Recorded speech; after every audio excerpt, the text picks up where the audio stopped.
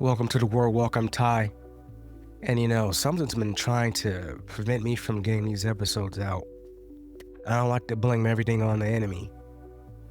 But something is just not right. But anyway, I'm here, I'm recording, and I got a cup of warm water and lemon, and let's do this. Today, we're going to talk about something you've heard a lot, a really popular lie that people believe, and you hear it everywhere, in movies, churches too. It sounds good, it sounds freeing, it sounds authentic. And, as with everything in life, there's balance, but it also can be deadly. What is that lie? That lie is this: follow your heart. What am I talking about? Well, let's open our Bible to Jeremiah 17:9. The heart is deceitful above all things and desperately sick. Who can understand it? We hear this everywhere. Disney movies, Instagram captions, and in songs, and sometimes, like I said, preach from the pulpits. Right? Just follow your heart. It sounds comforting, right? It sounds empowering. But let me ask you something. What if your heart is the problem? What if the compass you've been taught to follow is the very thing that's leading you off a cliff? Jeremiah doesn't sugarcoat it. He says our hearts are deceitful above all things. That means your heart is a liar.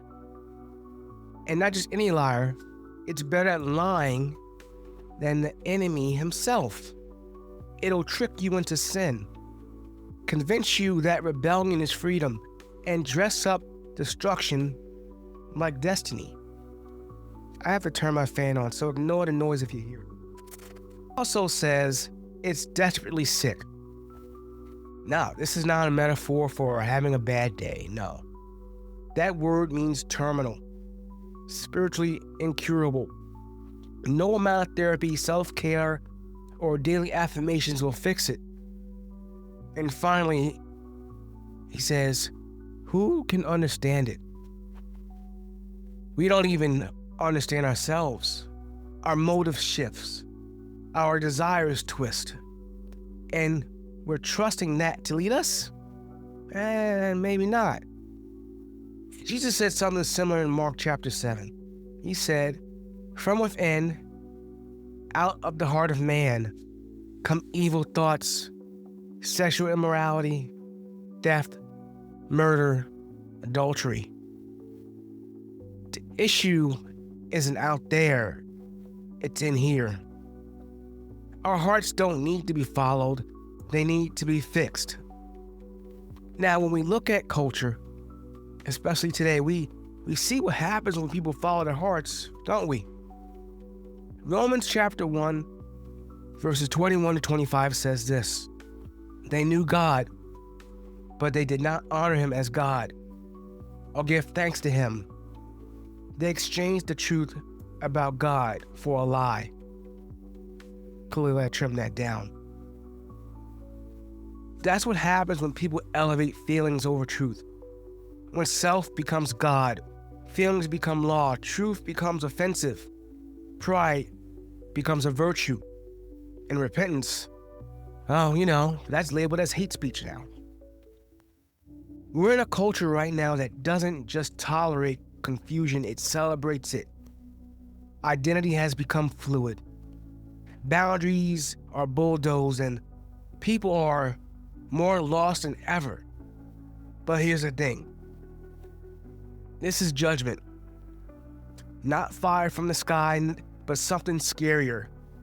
God letting us have what we want. Romans 1 says God gave them over. That means he let people chase their sin, and their sin became its own punishment. You want to follow your heart? God will let you, but it will ruin you. But here's the hope. God doesn't leave us stuck with a broken compass. No, he's merciful, right? Let's look at Ezekiel 36:26. It says, and I will give you a new heart and a new spirit I will put within you. That's the promise. A new heart. I know all about new hearts. Not a cleaned up heart, not improved, not patched together with duct tape or glue. N-E-W, new. Because Christianity is not about behavior modification. It's about transformation. God doesn't come to make the old you more manageable. He comes to kill the old you and raise someone brand new. He says, I will remove the heart of stone and give you a heart of flesh. That means a heart that's tender, teachable, and full of His Spirit.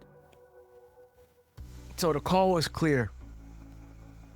Romans 12:2 tells us, do not be conformed to this world, but be transformed by the renewal of your mind. This is war and it's daily. The world wants you to blend in, to follow your heart, to live by your feelings. But following Jesus means you don't follow your heart, you follow Him. Even when it's hard, even when it costs you, because only one of those leads to life. The world will tell you that submitting to God is oppression. But the truth is, that's where freedom begins. Let me say this plainly. If your version of truth never disagrees with your heart, it's not truth. It's idolatry in disguise. So here's my challenge to you. Stop following liars. Stop trusting a heart that flips on you every other day. Stop trying to find yourself and let Jesus make you new. The lie says follow your heart, but the gospel says follow Christ, because He won't just guide your heart, He'll give you a new one. Thank you for listening to The Word Walk. If it has helped you, share it. Text it to a friend, tweet it to a friend, share it on Facebook. And if you got any questions or you want to go deeper, visit thewordwalk.com or reach me on Twitter or Instagram at thewordwalk. Until next time, I'm Ty. May God bless your steps wherever you go. Water He turned into wine. Open the eyes of the blind. There's no one like you, none like you. Into the darkness you shine. Out of the ashes we rise. There's no one like you, none like you. Our God is greater. Our God is stronger. God, you are higher than any other. Our God is healer, awesome in power.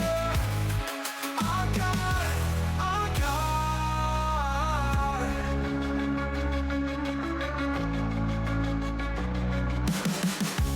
Into the darkness you shine. Out of the ashes we rise. There's no one like you, none like you. Our God is greater.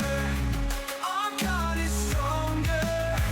God, you are higher than any other. Our God is healer, awesome in power. Our God, our God.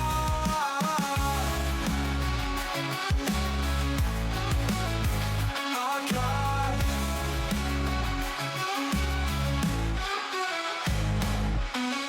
And if our God is for us, then who could ever stop us? And if our God is with us, then what could stand against? And if our God is for us, then who could ever stop us? And if our God is with